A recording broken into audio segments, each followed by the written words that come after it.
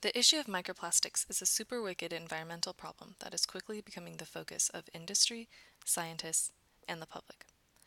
There are many sources of microplastic pollution. They persist in the environment and they are nearly impossible to remove.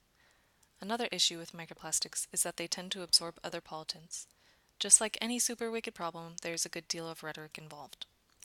Environmentalists tend to be more passionate about their arguments. They use phrases like, quote, toxic mermaid tears, to describe the small particles of plastics that find their ways into oceans and lakes where they are consumed by organisms and bioaccumulate. This use of rhetoric evokes an emotional response, or pathos, but does not give much logical credibility, logos, but does give some personal credibility, ethos. Other environmentalists have come up with catchy slogans such as beat the microbead in order to gain attention for their cause, encouraging the younger generation to get involved.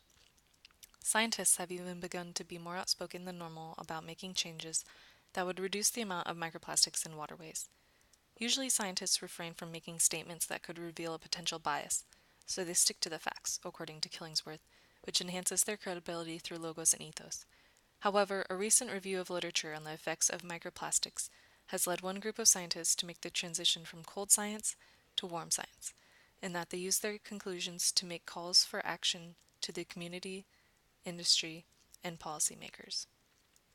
The peer-reviewed journal article by Ivar Dusol and Costa becomes an activist statement by the end when they say that if their goals were achieved, it would create a less plastic-addicted and more nature-centered society in which the greatest values, based on science and experience, are life and environmental preservation. Ivar Dusol and Costa also say, source control has been preached by every paper on marine plastic debris for decades. The use of both scientific language and charged words is unusual for scientific papers, but is fluent throughout this paper. The combination of logos and pathos is effective to get people to make a change. Whereas most scientific papers rely on the first levels of stasis, definition and conjecture, this paper goes on to call for action, which is the policy stasis. Killingsworth says, in order for our publication to be scientific, it can have, quote, no interest in the kinds of social and ethical actions that form the object of environmental impact statements, end quote. So this paper is not strictly scientific, but has influence of a public interest piece as well. Industry has surprisingly been very receptive to the science of microplastics and the calls for change from communities. Many corporations have pledged to phase out their use of these materials and find environmentally friendly replacements. From the Johnson & Johnson website, our safety and care commitment means we continually evolve our policies and products to reflect not only the latest science and new regulations, but also consumer views and concerns. Our goal is to give consumers peace of mind that our products are gentle on people and gentle on the environment. This gives the audience the idea that their company is compassionate and caring for people and the environment, which is an appeal to pathos and ethos.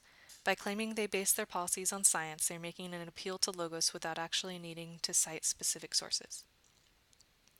Most of the rhetoric involving microplastics is centered around scientific legitimacy and the appeals to ethos and logos.